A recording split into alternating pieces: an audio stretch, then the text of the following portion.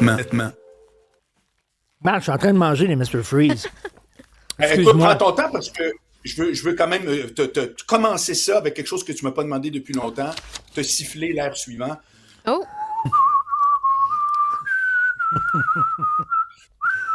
Ça n'est qu'un au Il est revoir. dans la Oui, nostalgie. je pense que c'est notre dernière. Mais C'est toi, notre tu dernière. reprends la barre de l'émission. Écoute, à partir de lundi, dès 15h, je serai votre Richard Martineau. C'est formidable. J'ai demandé un changement de nom à l'État civil, d'ailleurs, donc je pense que ça va être très welcome. Et puis, Alors, non, de non, quoi, c'est tu vrai, veux, de quoi tu veux me parler? J'ai complètement oublié ton sujet. mon sujet, c'est super simple, c'est que c'est la première fois depuis qu'on se parle, on s'est parlé tous les jours, c'est la première fois que je vois deux nouvelles dans deux médias totalement contradictoires. Alors, d'un côté, Radio-Canada, dans leur site, Mais oui. disent qu'il y a des médecins qui sont épuisés du nouveau DSN, le système de santé numérique là, que Oui. Sonia Bélanger, la ministre de la Santé, met de l'avant. Et elle-même, dans Le Devoir, dit c'est extraordinaire ce qui est en train de se passer, ça marche comme sur des roulettes, c'est formidable. Ben, je trouve ça vraiment... Et c'est ça l'affaire, c'est que qui a raison, c'est ça, les gens qui disent ça se passe mal, tout ça, c'est-tu parce qu'ils veulent ils sont fâchés contre leur gestionnaire, ils veulent, tu sais, ils sont-tu alarmistes, ils ont-tu intérêt à dire que ça se passe mal, c'est-tu un moyen de pression, ou c'est vrai, on sait plus. Ben, c'est que, puis comme je te dis, moi, mon sujet, tu vas voir, c'est pas d'essayer de deviner ce qui se passe, on le sait pas, mais tu as deux versions contradictoires. Mais ça me ramène quelque chose que je t'ai jamais parlé, mais qui m'a toujours intéressé, c'est la compétence des ministres, que je veux pas remettre en question, mais que je suis obligé de questionner. C'est quoi la première compétence d'un élu, qui est la première affaire avant d'être ministre, on se comprend, bon, c'est d'être élu. C'est la première chose. Quand quelqu'un est élu, là, moi, je pense que je serais jamais élu de ma vie, tu comprends? Même si je me présentais, je sens pas en tout ça passerait. Alors, les gens qui sont élus de n'importe quel parti, ils ont toujours bien cette espèce d'habilité-là, à cause du parti, à cause de ce que tu veux, de dire qu'ils cochent une première case, c'est-à-dire, ben moi, j'ai été élu. L'autre case après, c'est tu connais-tu un peu ce que tu vas faire en tant que ministre? Moi, quand j'ai vu Geneviève Guilbeault, pour qui j'ai quand même beaucoup de respect, devenir ministre du Transport, j'ai fait, la veille, elle a-tu acheté un livre, oui, oui, construit des ponts, puis là, c'était réglé? Qu'est-ce que, comprends-tu? Comment tu peux? Et en plus, quand il y a des...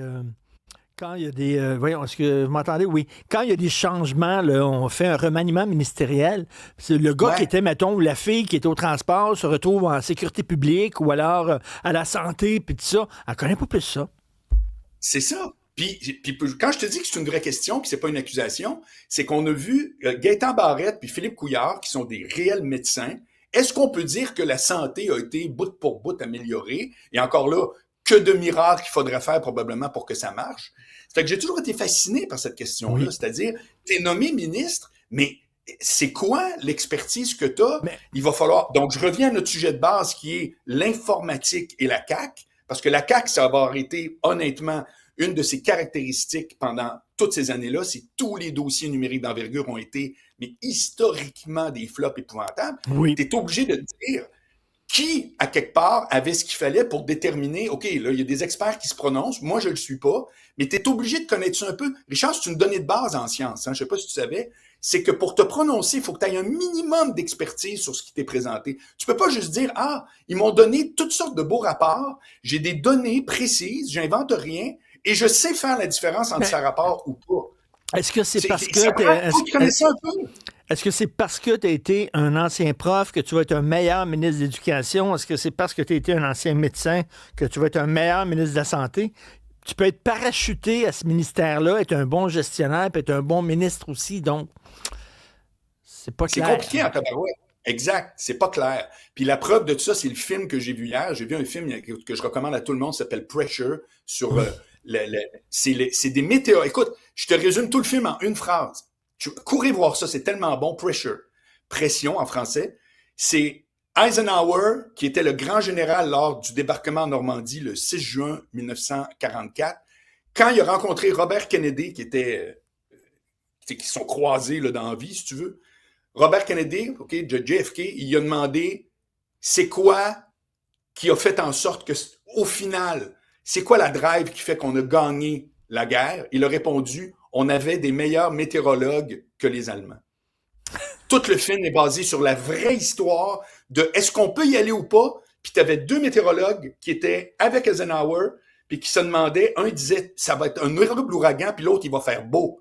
Puis toi, il faut que tu décides si tu envoies le plus gros contingent de l'histoire faire un débarquement. Richard, c'est fascinant. Ben, c'est exactement notre sujet.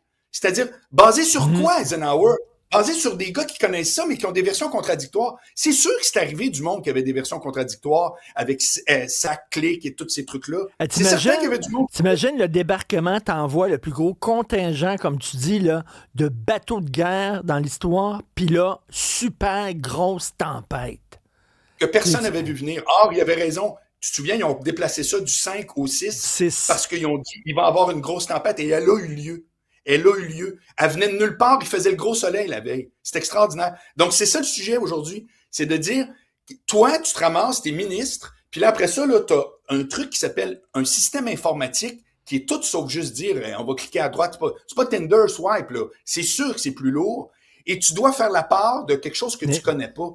Fait que c'est bizarre d'être ministre d'un service où tu n'as pas d'expertise. Je trouve que c'est bizarre. Ben, écoute, excellente chronique par un gars qui a une expertise en chronique. Il a fait un doctorat en chronique. Alors, bon été, amuse-toi bien. Écoute, de 3 à 6 avec Marc Boilard. Je veux te remercier. Ça a été tout le temps le fun. Ça a toujours été super. Ça fait que c'est vraiment une excellente collaboration. Je suis toujours venu avec le grand sourire. Ben, écoute, je t'accueille tout le temps avec le grand sourire. Puis on va se retrouver à la fin août. C'est officiel. Merci, Marc Boilard. Salut.